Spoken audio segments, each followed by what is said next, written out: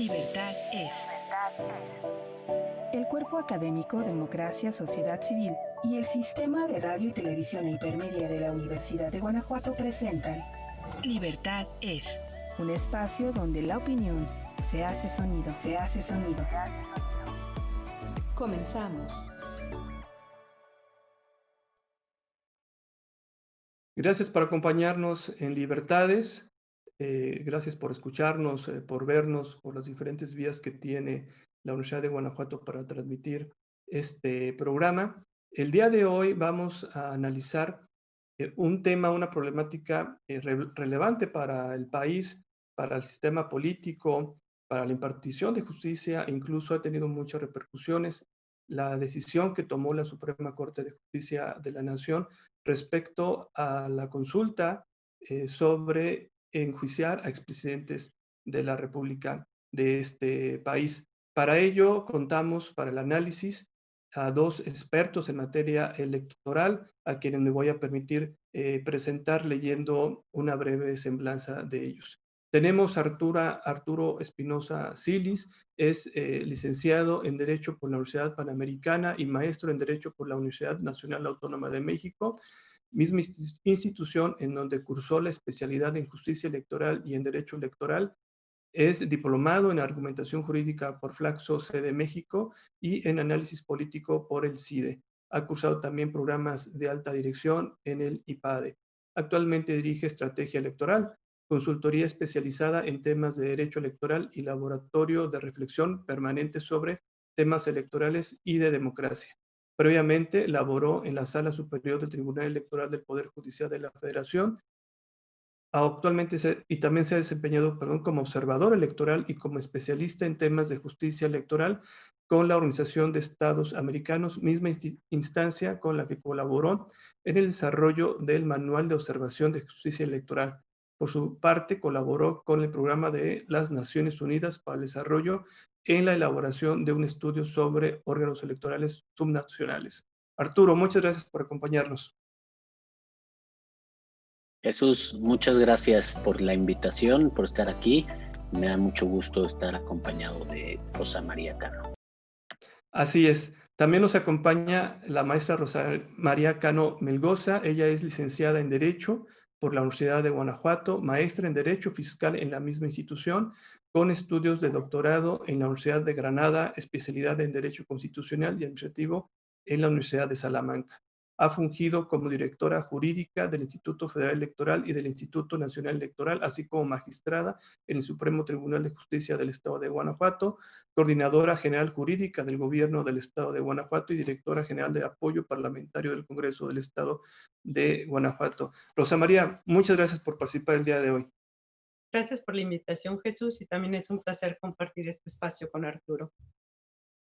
Muy bien, pues tenemos este tema que brevemente introduje para el programa y yo quisiera que ustedes nos explicaran, sobre todo a quienes nos ven, a quienes nos escuchan, cómo es que llegamos, cómo es que la Suprema Corte le tocó resolver una petición que venía desde la Presidencia de la República con esta idea de enjuiciar a expresidentes de la República y en un tema que la opinión pública, intelectuales, académicos, actores políticos, reaccionaron de diversas maneras. El presidente de la República, Andrés Manuel López Obrador, en un principio había dicho que no iba a tocar a ningún expresidente, pero de un momento a otro hubo un cambio de opinión y ahora lo ha llevado hasta este punto en el que parece, pues más que parece, se va a tener que realizar esta consulta. Entonces yo quisiera que primero ustedes nos explicaran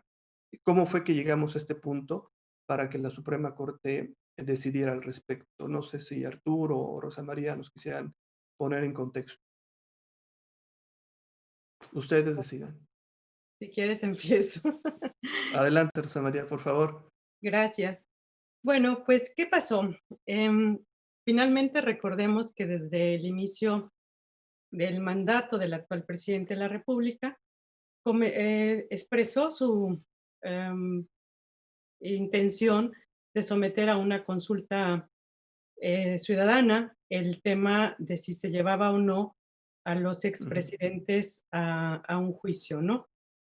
Y bueno, siempre ha manifestado que no tiene la intención de tomar venganza o tener alguna revancha política contra nadie, pero que si el pueblo lo mandata, pues entonces acataría tal disposición. Basado en eso, pues en un principio lo que hubo fue que se iban a recabar firmas. Te platico un poco lo que dice Ujú. la ley, ¿no? Y lo que dice el artículo 35, fracción octava de nuestra Constitución. Finalmente, posibilita al presidente de la República, a las cámaras de diputados o de senadores, a el 2% de la lista nominal de ciudadanos para que presenten la iniciativa. Entonces, están legitimados o pueden iniciar este proceso esas tres actores, por llamarlos de una forma. Inicialmente se suponía que iba a ser a través de los ciudadanos que recababan firmas, pero todo parece indicar que no lograron el número, de tal forma que el presidente de la República presenta la iniciativa. ¿Ante quién se presenta? La misma ley nos señala que se presentará ya sea ante cualquiera de las dos cámaras. Entonces, presenta la iniciativa el presidente ante la Cámara de Senadores y ¿qué dice la ley? Pues que se remitirá a la Corte para que la Corte valide la pregunta.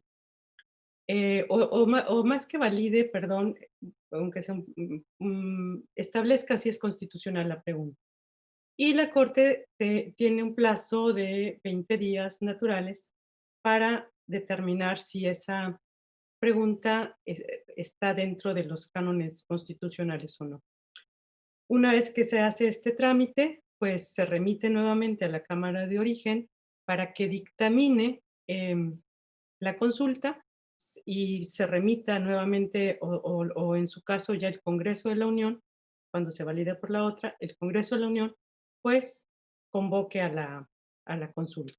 Ese es como el trámite que nos señala la ley. Y después pues ya vendrá en su caso la remisión al Instituto Nacional Electoral para que lleve a cabo el proceso, ¿no?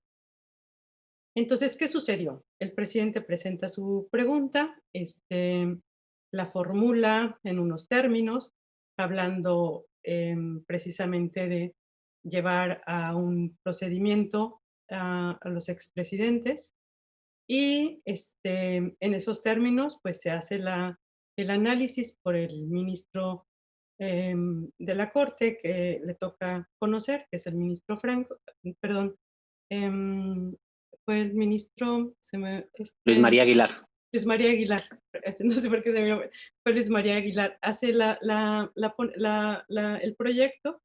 el proyecto lo conocemos todo mundo porque se circula de manera pública y bueno, pues todo mundo leemos lo que viene en el proyecto y pues nos damos como parabienes porque la Corte iba con un proyecto muy sólido en el sentido de que la pregunta vulneraba derechos fundamentales, básicamente principio de igualdad, principio de presunción de inocencia y debido proceso, garantías también hacia las víctimas, etcétera, ¿no? Entonces había ahí un proyecto que en mi opinión era un proyecto muy claro, con una sencillez muy, pues, un lenguaje muy llano incluso, muy entendible hacia la ciudadanía, que eso es difícil en las sentencias de la Corte, pero en esta se logra.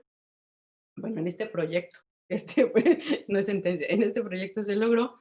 Y bueno, pues lo que tenemos es que el proyecto señalaba que la pregunta pues vulneraba todos estos principios y en consecuencia no pasaba el filtro constitucional. Llega en algún momento la discusión y pues en la discusión se pierde el proyecto por 6 votos contra 5 y pues ahí fue el tema que creo que hoy vamos a discutir. ¿Qué pasó en esa Muy bien. discusión en la Corte y cuál es el papel que asumió la Corte en estos momentos? Si asumió un papel efectivamente de un juez constitucional o si tuvo un perfil y asumió un papel más de corte político. Creo que es ahí el tema que tenemos que analizar, viendo las posturas de cada uno de los ministros y sobre todo, pues viendo el efecto que va a tener esto, y yo lo quiero decir con todas sus letras, porque el trasfondo de este tema no es un trasfondo de llevar a investigar a los expresidentes o combatir la corrupción. Eso nadie puede estar en desacuerdo en que hay un tema de combate a la corrupción, nadie puede estar en desacuerdo de que se amplíen los derechos ciudadanos para participar en las consultas ciudadanas. El tema es qué es lo que está atrás y la finalidad que está atrás de Ujú. este proceso.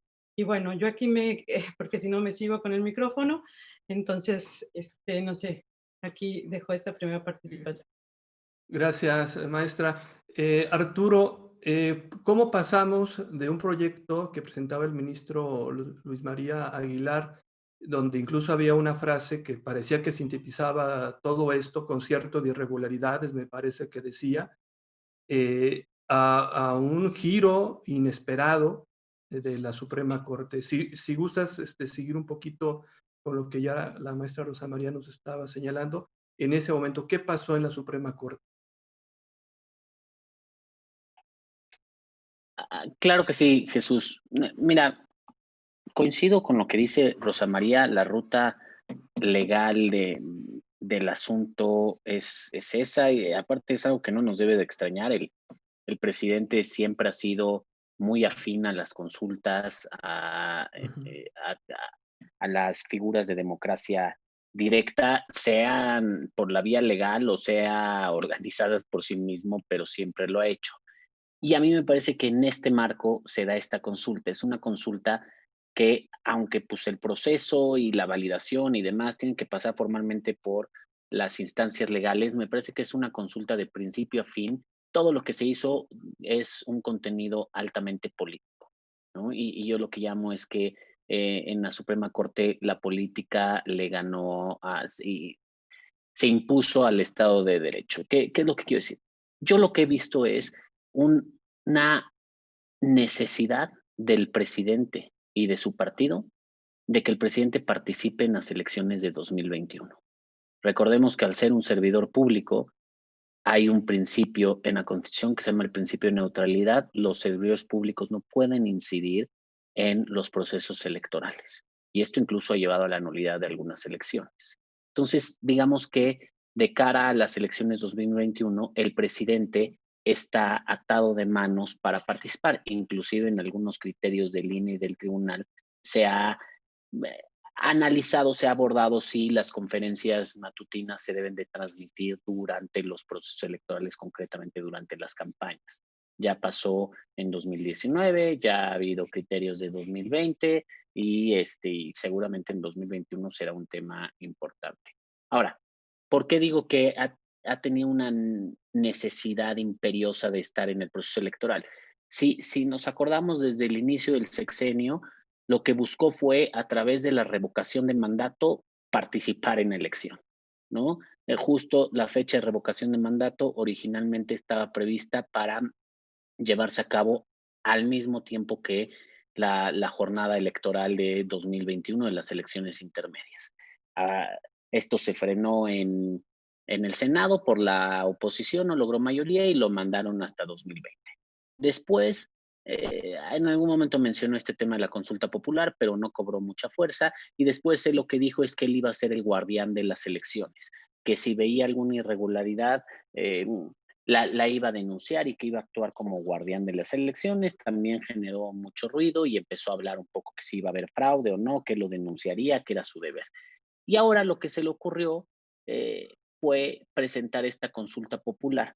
Originalmente lo que buscó eran las firmas de la ciudadanía, que fuera a través de la ciudadanía la que la solicitara, pero al final se decantó porque fuera él directamente, como está previsto en el artículo 35 constitucional, quien solicitara la consulta. Esto sin duda de cara a las elecciones de 2021, lo que le permite es pues estar haciendo una campaña y estar activamente participando con el pretexto de la consulta. Además, el tema de la consulta también es un tema político, ¿no? Lo que él va a buscar es contrastar su gobierno, su presidencia con la presidencia de sus antecesores, al menos de los inmediatos. No sé si al final va a lograr esto del todo, porque la pregunta la verdad es que quedó tan rara y tan ambigua que ya no sabremos a qué se refiere. Y aquí, mucho de lo que se dice, y voy a empezar un poquito atrás para adelante, es que la solución que encontró la Suprema Corte también fue una solución política. Es decir, no negarle al presidente su consulta, pero no concedérsela en los términos en los que el presidente había planteado. Y de esta forma, a mí hay cosas que me llaman mucho la atención, particularmente en la sesión. Como bien dice Rosa María, ya conocíamos el proyecto del ministro Luis María Aguilar, que me parecía un proyecto claro, que desglosaba muy bien este concierto de inconstitucionalidades, como le llamó el ministro Aguilar. La verdad es que a mí el término me gustó mucho porque justamente lo que planteaba la pregunta era si se debía juzgar a los expresidentes por cualquier delito que, bueno, investigar y procesar a los expresidentes por cualquier delito que hubieran cometido antes, durante y después de sus administraciones, ¿no? O sea, lo que se estaba poniendo es sometiendo a la voluntad popular la facultad de la fiscalía de investigar y en caso de que se encuentre un delito, someter al proceso a una persona, ¿no? Imagínense si se hiciera eso respecto de todos los casos, bueno, sería una cosa terrible. Y ahí es donde dice el ministro Luis María Aguilar que había un concierto de inconstitucionalidades porque se vulneraba sin duda el debido proceso, la presunción de inocencia, inclusive hasta el principio de igualdad, porque a algunos ciudadanos o ciudadanas sí se investiga y de oficio se lleva a cabo la investigación, se hacen todas las actividades de procuración de justicia hasta que se busca ejercer la acción penal y en algunos casos esto va a ser objeto de consulta popular. Lo que se decía un poco en el análisis especializado, los y las penalistas y constitucionalistas era que pues, un proceso de investigación, si hay un delito y si hay elementos que suponen un delito, pues, se investigan, se presenta una denuncia, se investigan y se procesan. No es algo que se someta a la voluntad popular, la procuración de justicia.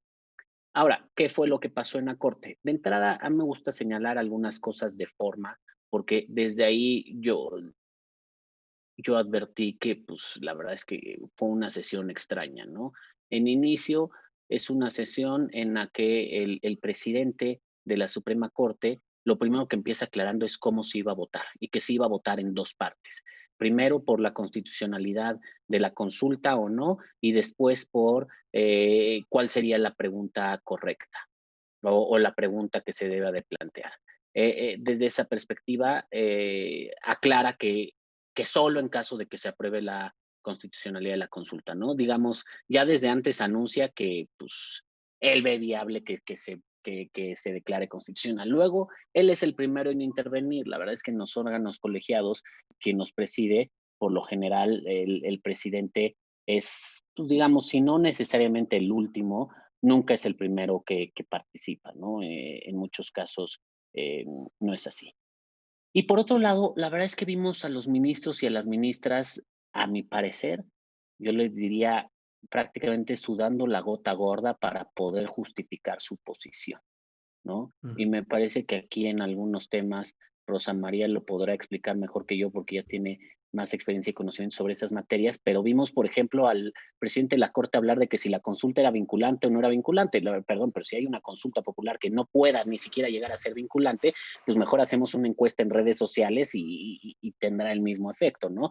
Y luego vimos algunos ministros y ministras inclusive diciendo que se trataba de una materia de responsabilidades administrativas, cuando ni siquiera estamos hablando de servidores públicos en activo, estamos hablando de personas que fueron servidoras públicas. Y así la verdad es que los vimos batallando hasta que llegaron a la conclusión, una votación muy cerrada, de que era una cuestión constitucional. Todos trataron de variar la materia. Yo siempre digo que cuando los juzgadores empiezan a interpretar qué quiso decir en la demanda o qué quiso, cuál fue la intención o qué buscaba, es que la verdad es que están sufriendo para poder darle el sentido que ellos quieren a la resolución. Y así fue el Sí, caso un poco de lo que pasó en esta discusión. eh, sí, Rosa María, la pregunta quedó así. ¿Estás de acuerdo? Es lo que se supone que se va a preguntar, ¿no? ¿Estás de acuerdo o no en que se lleven a cabo las acciones pertinentes con apego al marco constitucional y legal para emprender un proceso de esclarecimiento de las decisiones políticas tomadas en los años pasados por los actores políticos, encaminando a garantizar la justicia y los derechos de las posibles víctimas? Bueno, ¿Qué hay que responder ahí? O sea, ¿qué hay que ¿cuál es responder? cuál es tu opinión? ¿Cuál es tu Vamos a opinión? responder a esa pregunta. Esa es la pregunta. ¿Qué vamos a Sí, responder a esa pregunta? responde. Mira, Jesús, la verdad es que cuando te pones a analizar la pregunta, es una pregunta totalmente capciosa, oscura, no se entiende lo que quieren decir. ¿Y qué es lo que sucedió? Ya no se habla habla de actores políticos sin referirse a los expresidentes como lo hacía originalmente. Entonces, cuando habla de actores políticos en general, primera cuestión, pues tenemos ahí que incluso el propio López Obrador fue un actor político del pasado con un cargo público. Entonces, es un tema que incluso, si nos ponemos a ver la pregunta en sus términos, hasta aplicaría al propio López Obrador cuando fue jefe de gobierno, ¿sí? Porque abarca esa temporalidad. Bueno, no te habla de temporalidad esta pregunta, pero al ser un actor político, al haber tomado decisiones, ¿cómo dice la pregunta? Eh, En los años, esclarecimiento esclarecimiento de de las decisiones decisiones políticas tomadas en políticas. años pasados. es- Esclarecimiento de decisiones políticas en años pasados. Él fue un actor político, tomó decisiones en años pasados Ujú. y en un momento dado, claro, tiene un régimen especial porque es el presidente de la República, pero en algún momento podrías estar preguntando hasta sobre el propio López Obrador. Entonces, ese es el absurdo de la pregunta. O sea, y cuando llevas un tema al absurdo, como que se decantan las cosas, ¿no? Y cuando ves esto de la pregunta de quién es el actor político, los actores políticos en nuestro país en los últimos años, pues si vemos cuántos cargos públicos de elección hay, cuántas elecciones hemos tenido y cuánta gente ha estado ejerciendo esos cargos, pues tenemos un sinnúmero, no tengo el número, pero es un gran número, que entonces todos esos pues estarían ahorita o están ahorita eh, sujetos a un tema de estos. ¿Por qué? Porque se sacó de la pregunta a los sujetos, lo cual es correcto. O sea, ¿por qué? Porque no puede haber una pregunta específica para un sujeto porque se vulneraría el principio de igualdad. Eso, pero ahora quedó tan abstracta que nadie entiende a quién se refiere. Y además se quitó el tema em, de la parte correspondiente a la comisión de delitos, que también, obviamente, era un tema que no podría, como lo acaba de explicar Arturo, ser materia de consulta. ¿Por qué? Porque las instituciones de procuración de justicia pues no deben de cumplir con sus obligaciones. Entonces, eso no puede ser materia de consulta. Entonces, quitan esa parte y ahora queda esclarecimiento, o sea, emprender un proceso de esclarecimiento. ¿Qué es un proceso de esclarecimiento? Yo empezaría a preguntarme por ahí, ¿es un tema de transparencia? ¿Podríamos interpretarlo? ¿Es un tema de conocer la verdad histórica? ¿Es un tema de determinar, como podrían interpretarlo, responsabilidades de determinado sujeto? No queda claro. Entonces, em, y bueno, también hay el tema de en los años pasados. Queda abierto de tal forma que si estamos, por ejemplo, em, pensando en, no sé, un tema que sucedió a lo mejor en los años 60, bueno, a lo mejor aquí cabría hasta otra vez abrir una comisión de la verdad para el 68, o no sé, o sea, cabe tantas cosas en la pregunta, porque es tan ambigua que realmente lo que se pretendía no se logra. Pero déjame acotar un tema, eso es lo que menos le importa al presidente. O sea, lo que menos le importa es el contenido de la pregunta, ¿sí? Ujú. Lo que realmente quiere, como lo señaló Arturo, pues es precisamente ser un actor en la contienda electoral. Y eso está prohibido en nuestra Constitución. O sea, eso está prohibido por los principios de neutralidad e imparcialidad. Y en consecuencia, busca cómo manipular la Constitución, las leyes, pues para tener este posicionamiento. Hay un tema que también hay que tomar como una alerta. El artículo 35 se reforma en el 2019 para establecer la fecha de la consulta el primer domingo de agosto. Eso desempata. Maestra, perdón que te interrumpa, vamos a Ajá, ir a un corte y okey, regresamos con este tema del calendario para hacer la consulta, si te parece, para okey, no claro que sí. cortar la idea. Muchas gracias. Regresamos en unos instantes. Libertad es. Libertad es.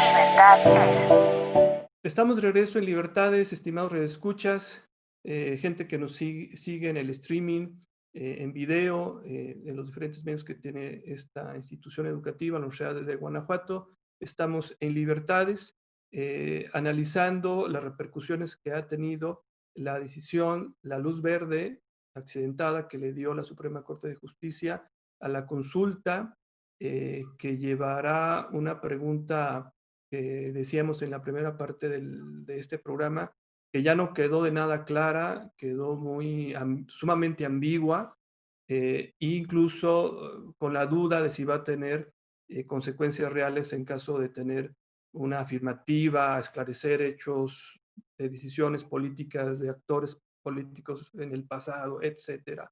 Entonces, cortamos y la maestra Rosa María nos estaba hablando del timing que llevaría la consulta. Si gustas, continuamos con esto y vemos ahora qué seguiría. Adelante, Rosa María.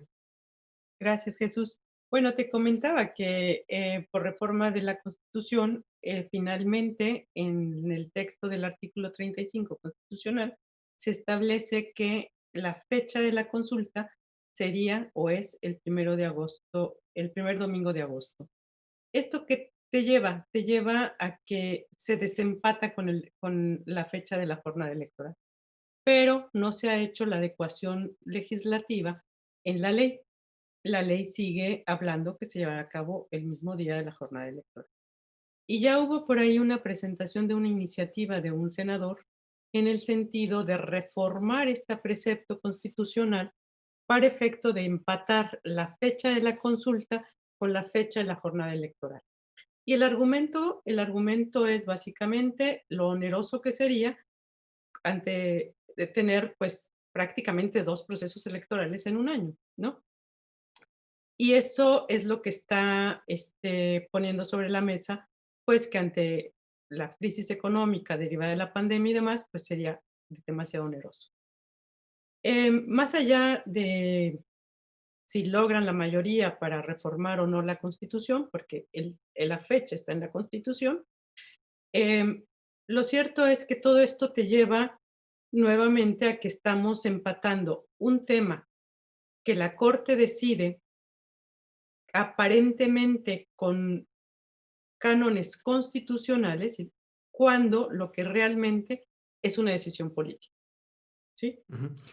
Y esa El, el decisión ar- política te lleva, pues, obviamente, a esto que estamos viendo de querer empatar con el proceso electoral. sí, yo he escuchado a diversos juristas, incluso exmagistrados, diciendo que pues el artículo 21 constitucional es muy claro, ¿no? O sea, ahí dice con precisión quién debe de perseguir los delitos, ¿no? y nunca se habla de hacer consultas. Pero bueno, ya estamos en esta situación. Eh, eh, Arturo, esto, uno, eh, ¿cuáles son las consecuencias de esta decisión para la Suprema Corte de Justicia? Eh, ¿Queda debilitada? O sea, no sé cómo formularlo, queda bien con el presidente, pero ante la opinión pública, ante los expertos, pues queda mal parada la Suprema Corte y deja un mal precedente. Pero ¿cuál es tu opinión? Y dos, ¿es sano empatar o sea, con el criterio que decía Rosa María? Hay un criterio de ahorro de recursos, porque creo que hay gente que hace cuentas y parece que es como si compráramos otro avión presidencial, este, el costo de organizar esa consulta, ¿no? Eh, ¿Qué nos puedes decir al respecto, Arturo? Claro que sí. A ver, primero, un poco siguiendo lo que venía diciendo Rosa María respecto al calendario. A ver, a mí me parece que justamente parte de, insisto, esto no es algo nuevo, ¿no? Ya se veía venir que el presidente iba a buscar a cualquier forma participar en el proceso electoral.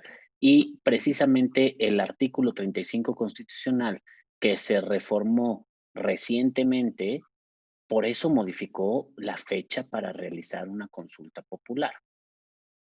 Aunque la ley traiga, es una ley de 2012, la ley de consulta popular, y traiga fechas y plazos distintos, me parece que se tendrá que adecuar a lo que establece la Constitución. No solo por ser la Constitución, primer punto.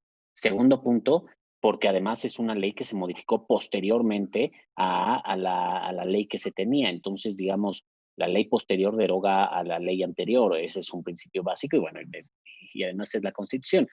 Yo no sé si ahorita la propuesta que han hecho algunos de los senadores de reformar ese artículo transitorio se pueda dar porque el proceso de consulta popular ya inició y acuérdense que hay una prohibición para modificar las leyes electorales, que esto habría que asemejarlo a una ley electoral 90 días antes del inicio del proceso electoral respectivo. Y aquí ya es, digo, aquí podremos nuevamente entrar en el margen y en el criterio de la interpretación y todo lo que quieran, y a lo mejor la Corte podrá volver a intervenir, pero para mí es muy claro. O sea, y nuevamente, si lo que quieren es bajo el pretexto de ahorro de recursos, pegarla a la jornada electoral, más bien lo que quieren en el fondo es que se participe activamente los servidores públicos en la elección. Si lo que quisieran es ahorrarse recursos, no hubieran propuesto una consulta que no lleva a nada, ¿no? O sea, digo, hay que decirlo.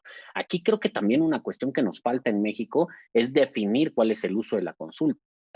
En otros países las consultas yo veo como dos grandes rubros, ¿no? Consultas sobre temas trascendentales que cambien el rumbo, el destino del Estado, como en su caso fue el Brexit. O sea, es una cuestión de económica, social, demás, nos quedamos en la Unión Europea o nos salimos, como en su caso ha sido en Canadá la independencia o la salida de Montreal de Canadá o Escocia del Reino Unido. O sea, temas trascendentales, incluso el mismo plebiscito que se hace en Colombia hace unos años respecto de la amnistía a las FARC o no, también es una cuestión que implica un cambio en la gente por lo que implicaron las FARC, o el que se va a llevar a cabo en Chile respecto a un nuevo proceso de creación de una constituyente, digámoslo así. O sea, son temas sumamente trascendentales que la gente se tiene que consultar. O hay consultas que se hacen en otros países que tienen diferente tradición de democracia directa, como Suiza o como Estados Unidos, que son consultas realmente de temas muy locales, ¿no? Y que son de temas que impactan en la vida diaria de la ciudadanía, la legalización de la marihuana, o inclusive el hacer un parque en esta zona, o no hacer, o hacer un deportivo, o lo que sea. Son cuestiones más pequeñas, pero son consultas más locales. Aquí realmente se está consultando si queremos que se cumpla la ley o no se cumpla la ley. Si hay delitos, pues que se persigan, ¿no? O sea, si hay presunción de delitos, que se persigan, si no, no, o sea, la Procuración de Justicia no es consultable nuevamente, pero bueno, aquí por eso yo decía que los ministros trataron de todas las maneras como adaptar lo que se buscaba para poder decir que sí había consulta. Ahora, en el tema de la Corte, a ver, también creo que esto hay que ponerlo en su justa dimensión, ¿no? Leía muchos y muchas analistas que ya decían que ya perdimos a la Corte, corte y que ya no tenemos corte y que es el principio del fin. A ver, yo creo que fue una mala decisión de la corte, una decisión que no nos gustó, no fue una decisión apegada a lo que establece la Constitución. A mí me hubiera gustado ver a los ministros tan contundentes en la defensa del Estado de Derecho y de la democracia como fue en el caso de la ley Bonilla, donde fueron tajantes y fueron realmente muy claros en esa defensa. Aquí te digo, yo los vi titubeantes, los vi haciendo maroma y media para poder justificar. La verdad es que sudando la gota gorda para poder defender una argumentación que además nunca estuvieron de acuerdo. Cada quien entendió la consulta de manera diferente o cuál era la materia de la consulta. No había ahí una mayoría. Incluso el ministro Pardo dijo eso. Si nos ponemos de acuerdo en una materia de la consulta, yo podría considerar su constitucionalidad, pero nunca se pusieron de acuerdo. Ahora, pero insisto, creo que por una resolución, una mala resolución, no podemos linchar a la Corte y no podemos decir que la Corte ya se perdió. O sea, creo que lo que hay que hacer es observarla más detenidamente, darle un mayor seguimiento. Creo que se prendió una pequeña lucecita de alarma, pero tampoco estamos ahí ante un foco rojo inminente. Creo que la Corte ha tenido otras resoluciones en las que ha sido muy clara en la defensa del Estado de Derecho, de la democracia. Ahorita decía la ley Bonilla, pero frenó en su momento el tema de la ley de remuneraciones y ha tenido varias resoluciones que me parece que hablan de su independencia y de su autonomía. Esta desafortunadamente no, pero es algo que pasa, digamos, en todos los ambientes y en todos en órganos colegiados. Hace poco el INE resolvió el tema de los partidos políticos y me pareció muy desafortunada la decisión que tomaron y también la votación y las justificaciones. El Tribunal Electoral ha tomado también decisiones muy polémicas que no nos gusta nada y que han sido muy criticadas. Digamos, es algo común y es algo que pasa, pero sí creo, y parte de lo que me gusta de estos procesos y de los tiempos que estamos viviendo es que esto hace que la ciudadanía se involucre más en estos temas públicos, estos temas relevantes y que estemos ahí encima. Y ahora pues habrá que darle más seguimiento a la Corte y la Corte tendrá que saber que estamos ahí para ver lo que hace, para analizar sus resoluciones, para, digamos, estamos observando sus pasos, ¿no? Y siguiéndolo.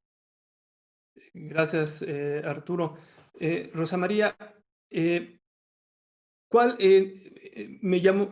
inquieta que el día, la fecha, entonces, de realizar la consulta.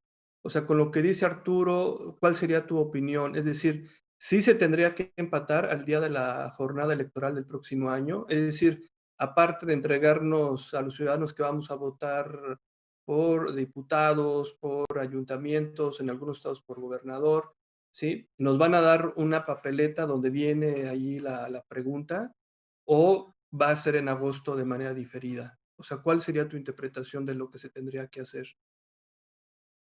Bueno, yo creo que la interpretación, pues la Constitución es muy clara. O sea, el texto vigente del artículo 35, fracción octava, Ujú. párrafo quinto, dice: las consultas populares convocadas conforme a la presente fracción se realizarán el primer domingo de agosto. Y en este Ujú. supuesto, pues hay una supremacía constitucional y debe de Ujú. respetarse esa fecha. Por eso te digo que pongamos alerta en el tema de que quieren reformar esta fracción para empatar.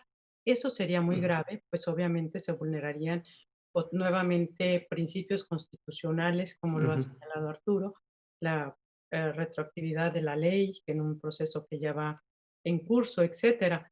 En mi opinión, Claro. no debería haber ni siquiera duda en cuanto a la fecha Ajá. sí, la fecha de la consulta está establecida en la Constitución. Y yo quisiera retomar un tema de el cómo queda la Corte ante esto. Y Ujú. bueno, una reflexión, que es importante hacer es que actualmente los tribunales constitucionales, pues, en muchas partes del mundo, están siendo, pues, como la arena en donde se están, dirimiendo cuestiones políticas. Y eso los lleva, pues, precisamente a participar con sus decisiones o con sus resoluciones en las decisiones políticas. Em, y, pues, básicamente este tema, pues, es sobrevivencia o supervivencia del equilibrio o de equilibrios democráticos que se deben de dar, así como la vigencia de determinados derechos. Vamos a ver qué va a pasar en Estados Unidos, incluso a la hora de que se va a, bueno, con el fallecimiento de la juez Ruth Bader Ginsburg, que ahora hay una propuesta por parte del presidente Trump de alguien afín, obviamente, a su ideología, a su forma de ver, y posiblemente los equilibrios en la propia Corte Americana sean diferentes a los actuales. Entonces, no nos espantemos. Los jueces constitucionales también son jueces que resuelven cuestiones eh, y que responden pues, a los equilibrios en algún determinado momento pues, del país.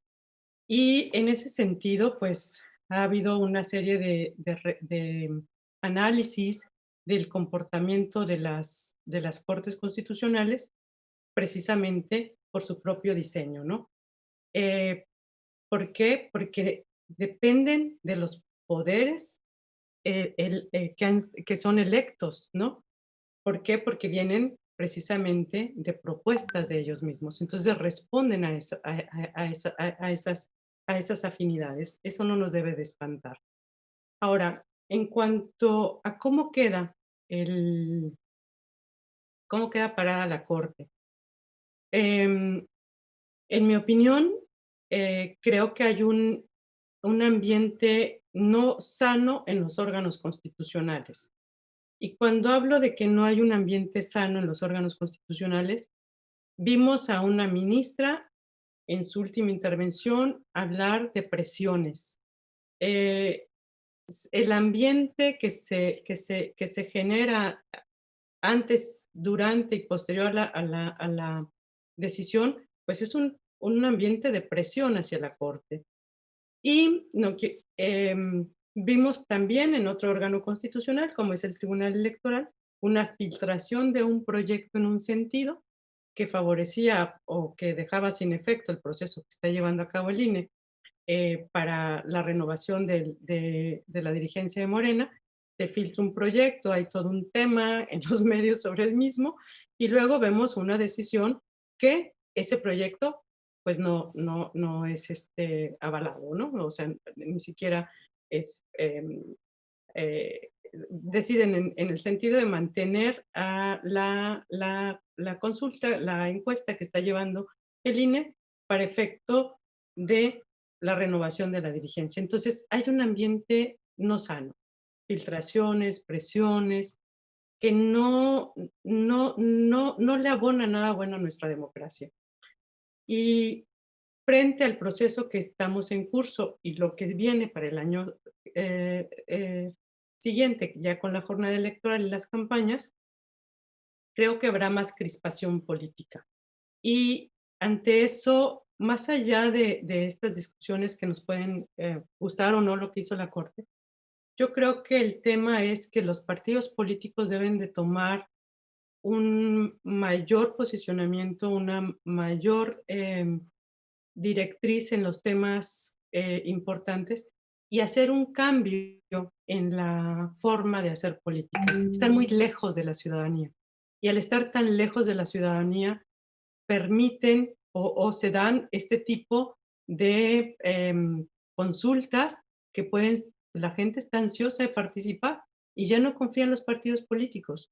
Entonces tiene que haber una nueva forma de comunicarse, de hacer política y de los actores políticos, incluso pues manejarse conforme a una integridad y a una congruencia que si revisamos a los actuales, pues muy poquitos los pueden.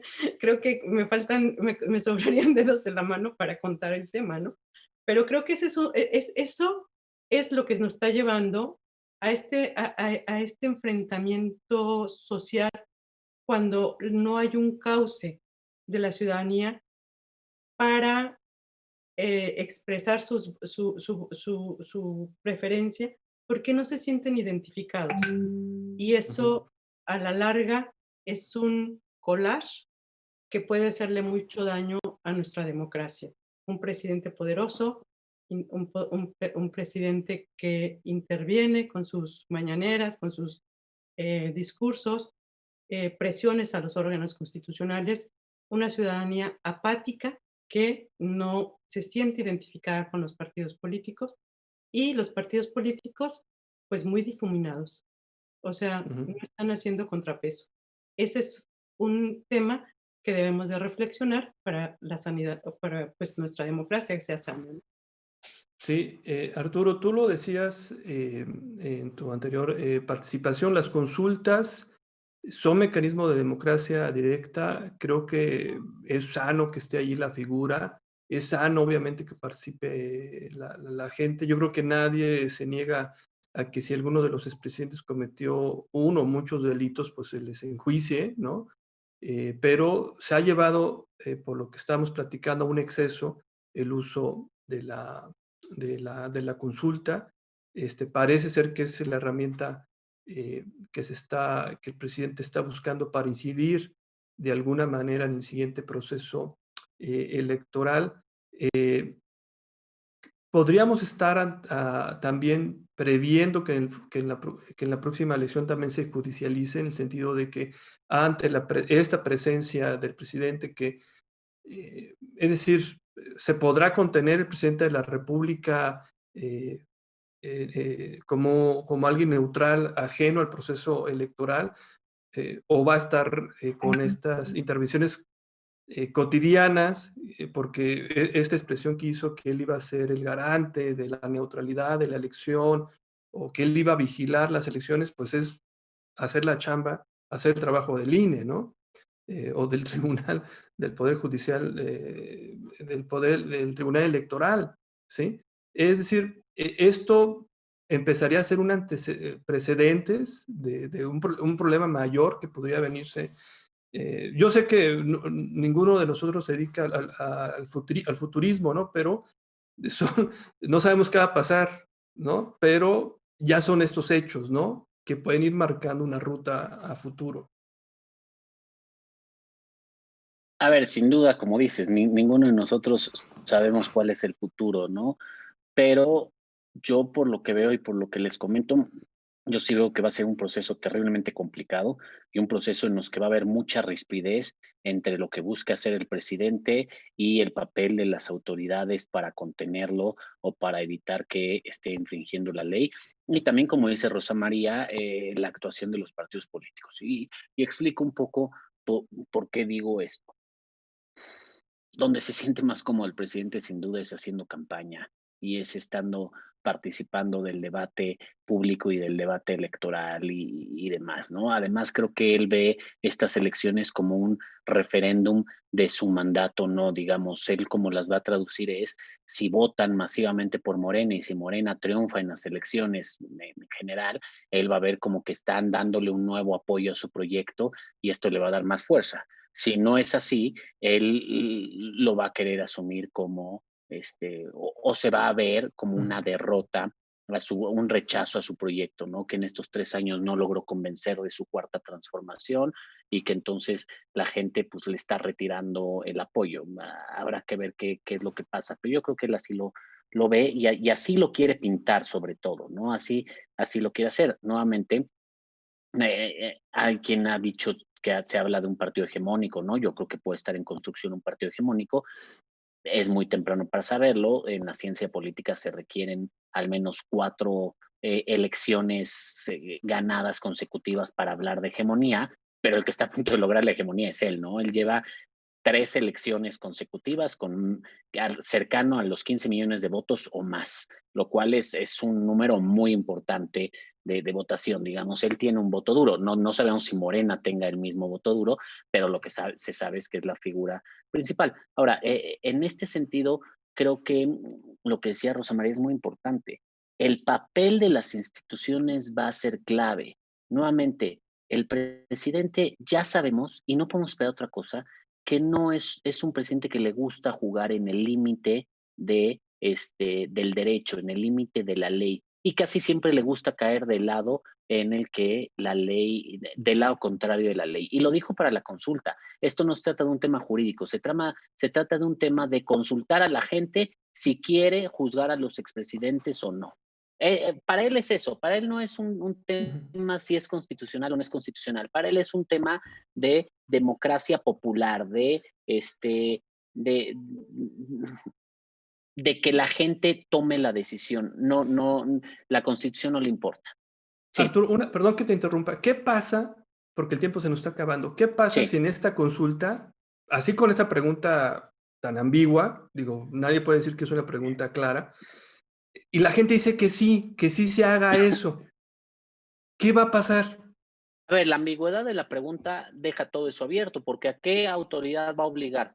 ¿Quién va a ser la que, o sea, no se está hablando de la Fiscalía, no se está hablando de Procuración de Justicia, no se está hablando de ninguna autoridad y tampoco se está hablando de ninguna persona? Respecto a quién lo va a hacer, la pregunta del presidente iba claro, iba a 4 personas con nombre y apellido. Ahorita no va a ninguna de todas ellas. Entonces, ahorita es como muy genérico y yo creo que ahí se deja mucha ambigüedad. Vamos a poner que gana el sí por más de un 40%, entonces vinculante. ¿A quién vincula? ¿A qué autoridad? Y respecto de ¿A quién, qué actores tendría que ser la políticos? autoridad? La verdad es que ese es el problema de la pregunta y eso me parece que es la indefinición de la Corte en ese tema, porque además si vemos en el debate, la pregunta lo resolvieron realmente como si tuvieran hambre y ya se quisieran ir a comer, y lo digo así porque pues ya era la hora de la comida, la hora que estaban resolviendo eso.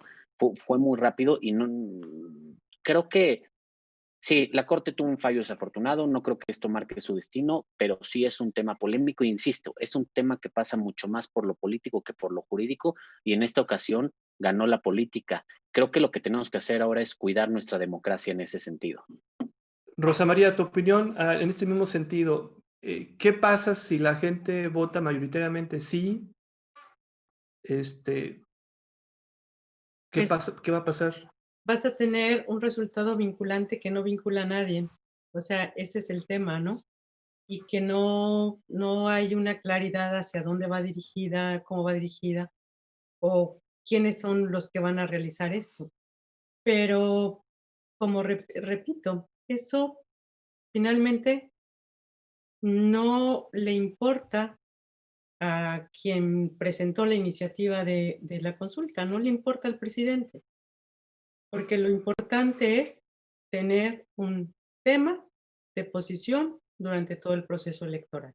Entonces, si esta pregunta cuesta no sé cuánto y se lleva en el 8 de agosto, pues igual tampoco le hace tanta mella. ¿Por qué? Porque va a tener todo un proceso, pues, para estar hablando del tema. Y eso es lo grave, y hay que cuidar a las instituciones y pedirle precisamente a las instituciones, al INE, a los tribunales electorales, a los organismos locales, pues que cuiden precisamente la equidad en la contienda y cuiden que no se afecte con esta intromisión a través de la consulta popular. Sí. Excelente. Pues estamos finalizando el programa del día de hoy. Me parece que hemos abarcado todas las diferentes dimensiones en que ha repercutido la decisión de la Suprema Corte de Justicia, que en algún primer momento pensábamos que iba a ser ya un primer freno a las consultas con las que se había caracterizado el arranque de este sexenio. Hubo una luz verde, estamos ya en otra parte, ¿no? De la luz verde que puso ahí la Suprema Corte respecto a la consulta. Yo concuerdo con ustedes, de lo que hay que observar es el papel de las instituciones frente a estos liderazgos, frente a estas acciones y pues siempre respetar el marco constitucional. Les agradezco muchísimo su participación el día de hoy. Queda la invitación abierta para darle seguimiento a este y a otros temas que se vayan generando en el tema del derecho electoral, del proceso político electoral, pues que ya empezó, ¿no? Y que ya está generando mucha polémica y cosas de las que tenemos que hablar. Muchísimas gracias, Arturo. Gracias. Muchísimas gracias, Jesús. Rosa María, qué gusto verte y estar contigo. Igual. Rosa María, muchas gracias. Gracias, Jesús. Gracias, Arturo. Un abrazo. Que estén Muchas muy bien, gracias. cuídense. Gracias. Y recuerden que nos pueden seguir por las redes sociales. Ahí pueden ver también cuando publiquemos el podcast de este programa. Síganos en Libertades UG, tanto en Twitter como en Facebook. Muchas gracias y hasta la próxima. Libertad es. El Cuerpo Académico Democracia Sociedad Civil presenta Libertad es. un espacio donde la opinión se hace sonido.